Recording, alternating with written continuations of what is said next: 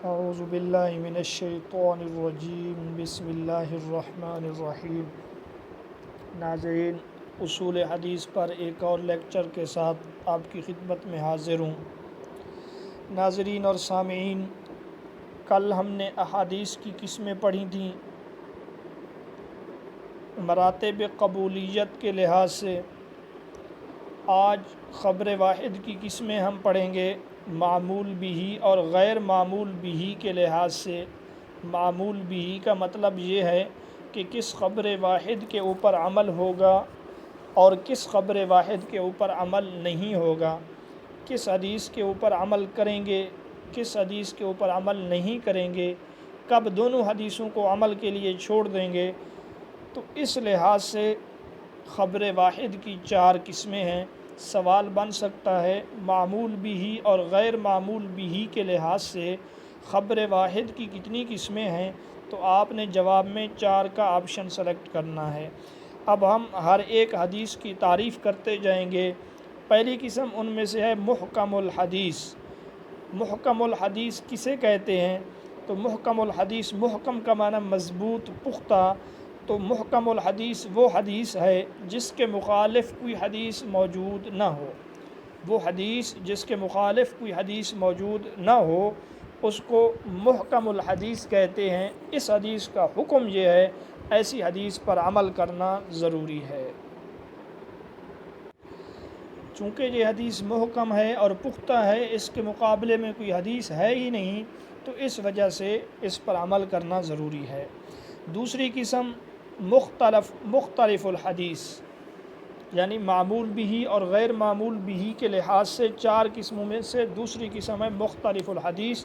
اس کی تعریف یہ ہے وہ حدیث جس کے مخالف اسی درجہ کی کوئی حدیث موجود ہو۔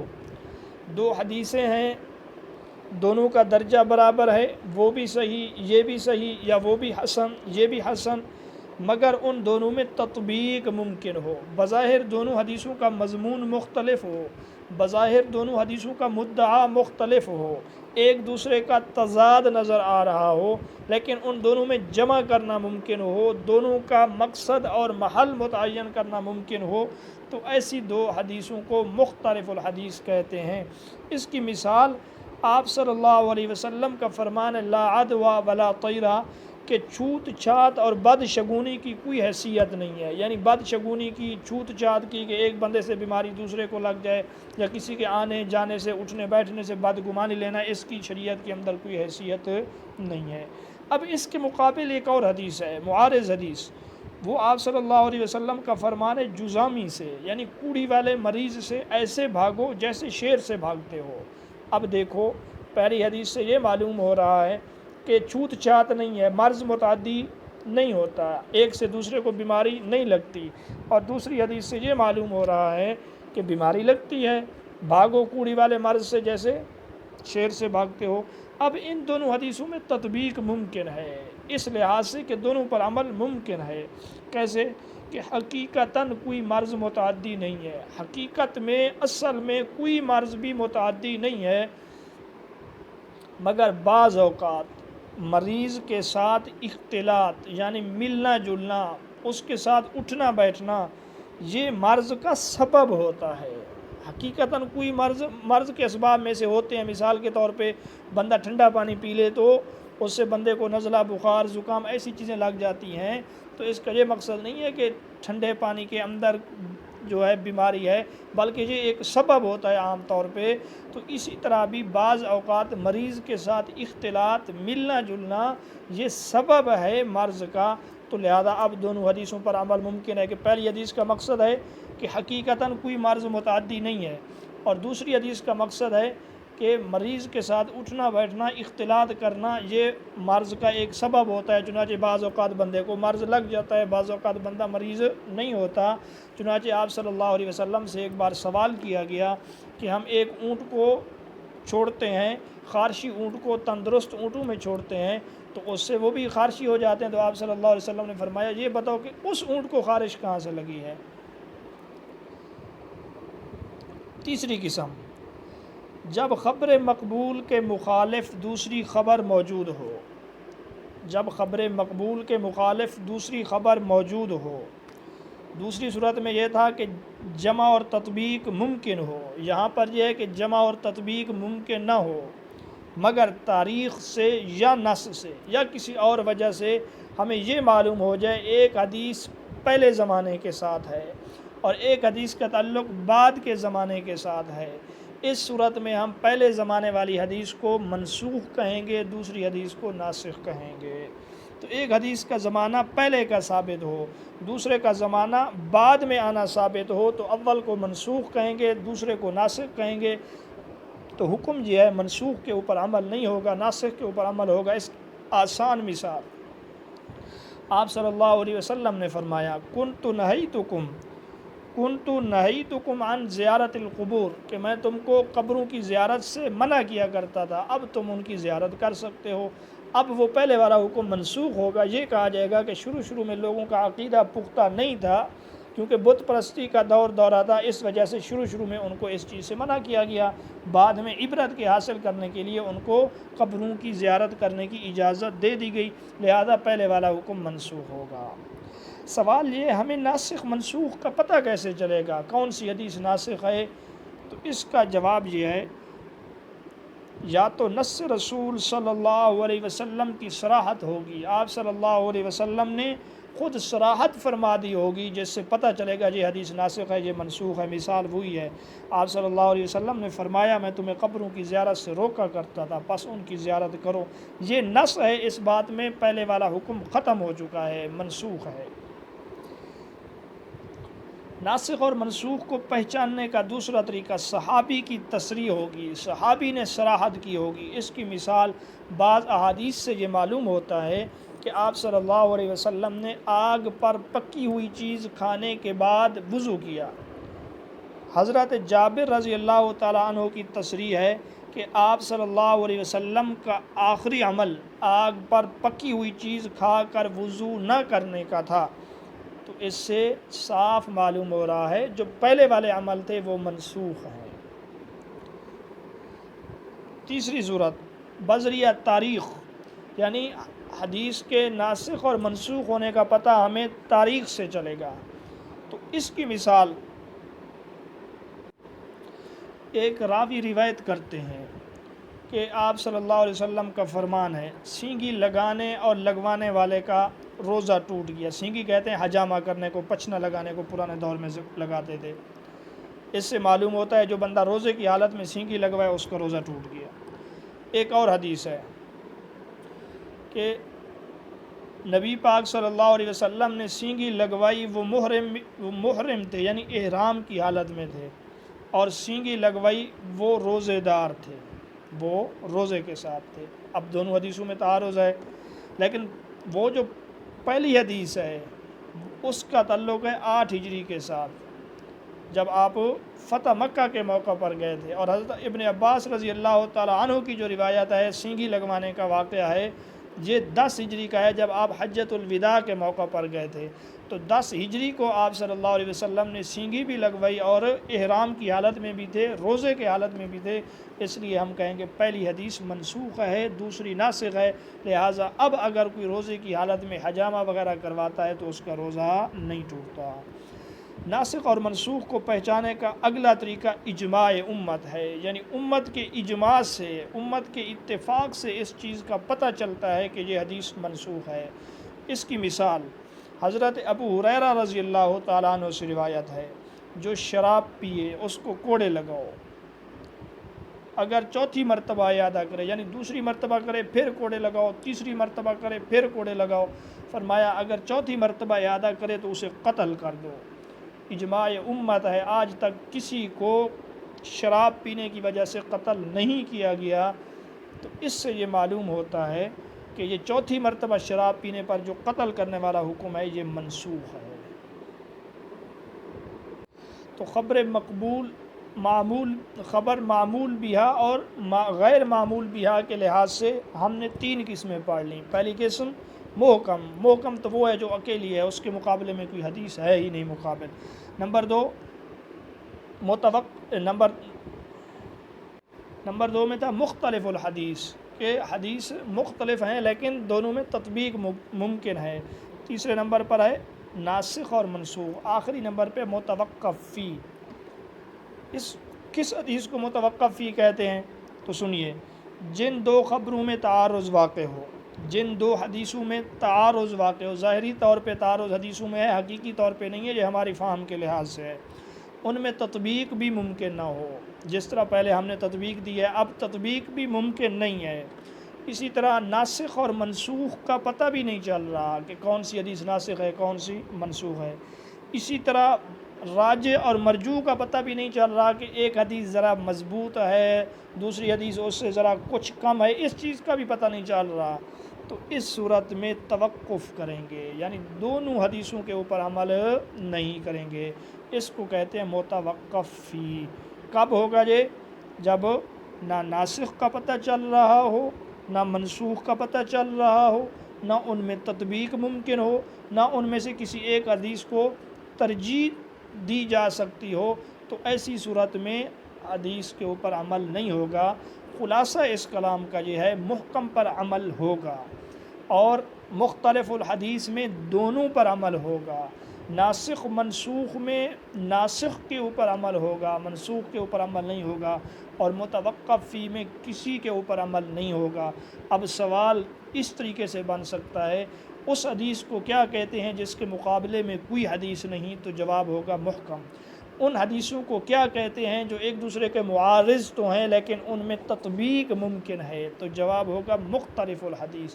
حکم پوچھا جا سکتا ہے مختلف الحدیث کا حکم کیا ہے؟ دونوں پر عمل ہوگا، پہلے پر عمل ہوگا، دوسرے پر عمل ہوگا، کسی کے اوپر عمل نہیں ہوگا؟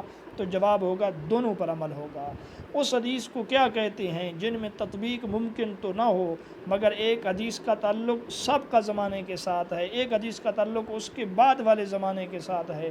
تو پہلی حدیث کو منسوخ کہیں گے، دوسری کو ناسخ کہیں گے۔ سوال یوں بھی پوچھا جا سکتا ہے ناسخ اور منسوخ میں سے عمل کس کے اوپر ہوگا؟ تو جواب ہوگا ناسخ کے اوپر عمل ہوگا۔ سوال یوں بھی پوچھا جا سکتا ہے ناسخ اور منسوخ میں سے کس کا زمانہ پہلے ہے؟ تو جواب منسوخ کا۔ کس کا زمانہ بعد میں ہے؟ جواب ناسخ کا۔ سوال یوں بھی پوچھا جا سکتا ہے ناسخ اور منسوخ کی مثال دیجئے، تو مثال کنت نہیتکم عن زیارت القبور، کہ میں تم کو قبروں کی زیارت سے منع کیا کرتا تھا، اب تم ان کی زیارت کر سکتے ہو۔ تو خبر مقبول کی ایک اور بحث بھی آج اختتام کو پہنچ۔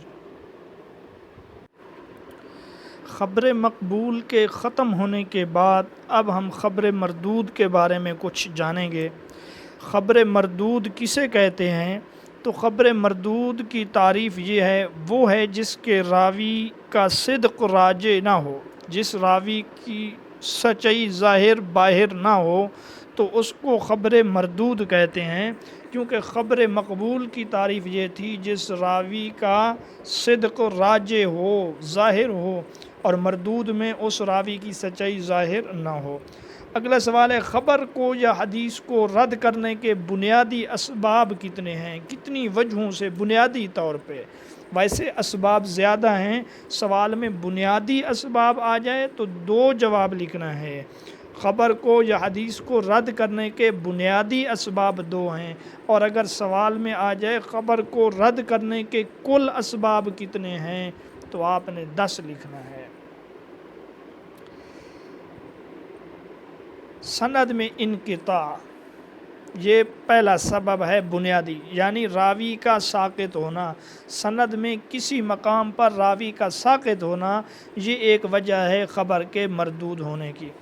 دوسرے نمبر پہ ہے راوی پر طعن، یعنی راوی کے اوپر عیب کا موجود ہونا کہ راوی جھوٹا ہے، یا اس کے اوپر جھوٹ کی تہمت ہے، یا فاسق ہے، یا اس کا حافظہ خراب ہے، یا بدعتی ہے، وغیرہ وغیرہ۔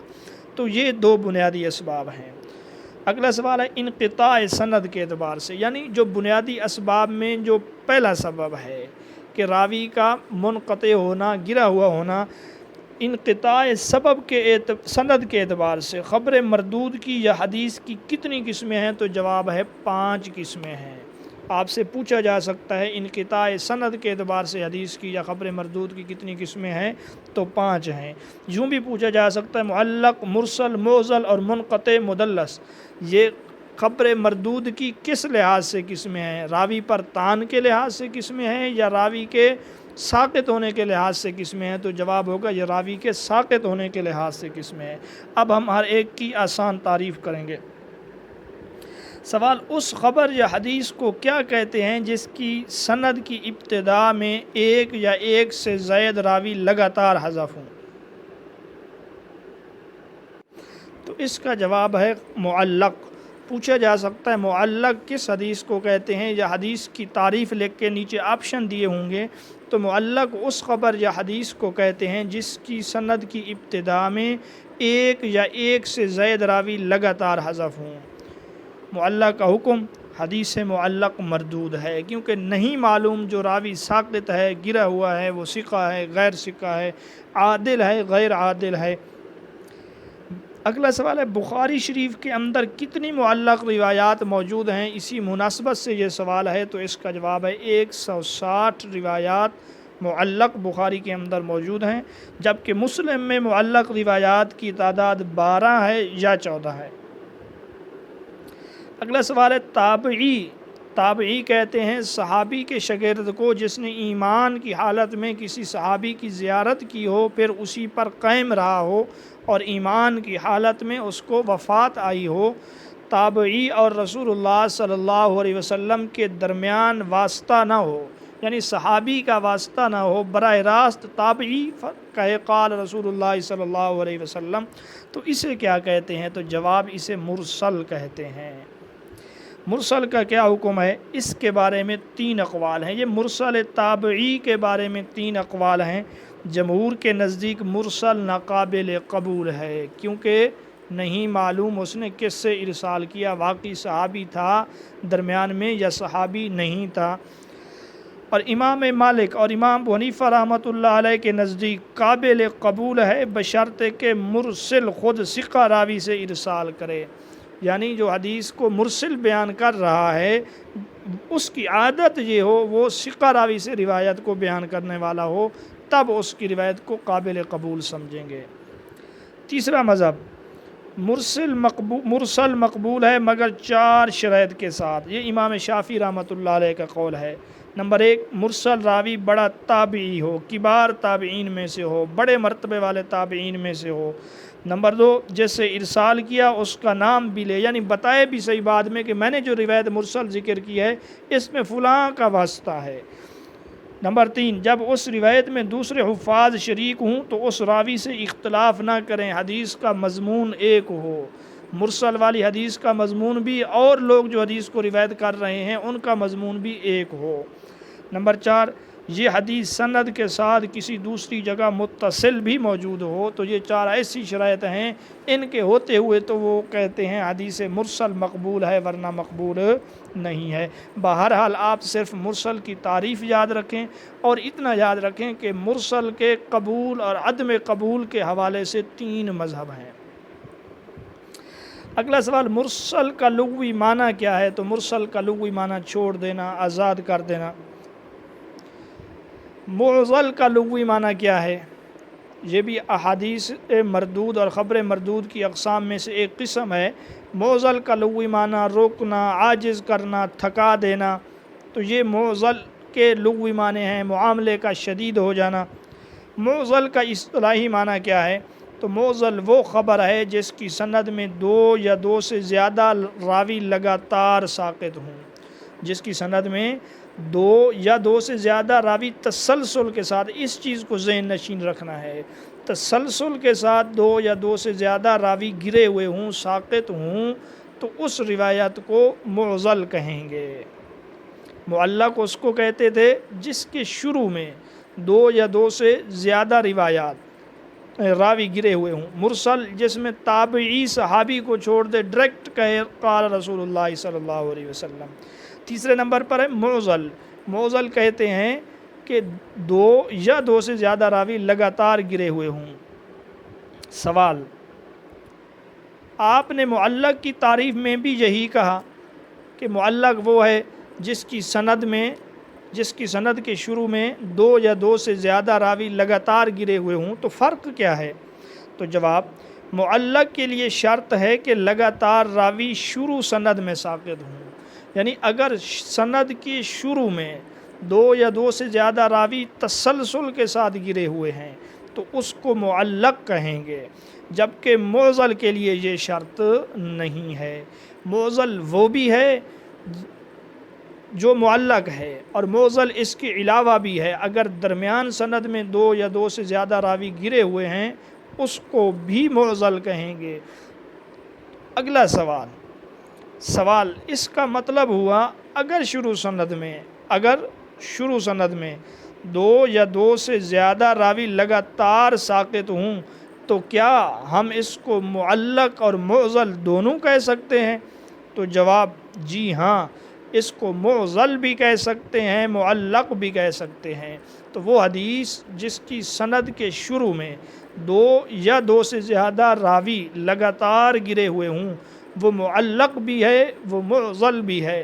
آپ کوئی بھی کتاب اٹھا لیں، اگر امتحان میں آپشن میں اس قسم کی تعریف میں دونوں آ جائیں تو آپ ان سے فون پہ رابطہ کر کے ان کو بتلا سکتے ہیں کہ آپ نے جو دو آپشن لگائے ہیں یہ دونوں جواب یہاں پہ درست بن سکتے ہیں۔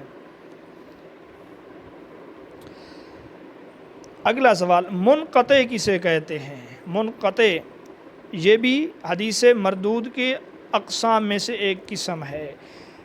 تو جواب، اگر ایک راوی یا متعدد راوی متفرق مقامات سے، لگاتار والی شرط نہیں ہے کیونکہ اگر لگاتار ہو تو پھر اس کو ہم معضل کہیں گے، متفرق مقامات سے ساقط ہوں تو اس کو منقطع کہتے ہیں۔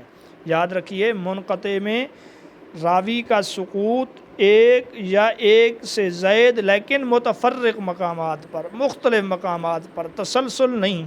تسلسل اگر قائم ہو جائے راویوں کے گرنے میں تو اس کو ہم معضل کہیں گے۔ تو اس کو اگر راوی ایک یا ایک سے زائد متعدد مقامات پر ساقط ہیں تو اس کو ہم منقطع کہتے ہیں۔ اگلا سوال، منقطع کا لغوی معنی کیا ہے؟ تو منقطع کا لغوی معنی ایک چیز کو دوسری چیز سے جدا کرنا، کاٹنا، قطع کرنا۔